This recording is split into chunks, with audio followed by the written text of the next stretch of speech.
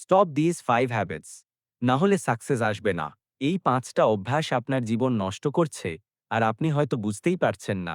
Number 1, procrastination, কাজ ফেলে রাখা। ছোট কাজ ফেলে রাখলেই তা শেষ মুহূর্তের দুঃস্বপ্নে পরিণত হয়। যদি কোনো কাজ 2 মিনিটে শেষ হয়, এখনই করে ফেলুন।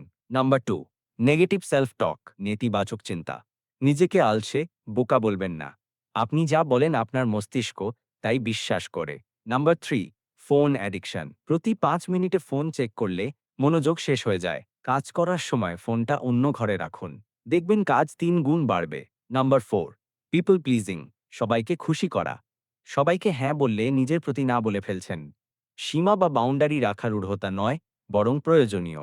নাম্বার 5, স্কিপিং স্লিপ, ঘুম বাদ দেওয়া। কম ঘুম মানেই পরের দিন কম প্রোডাক্টিভ।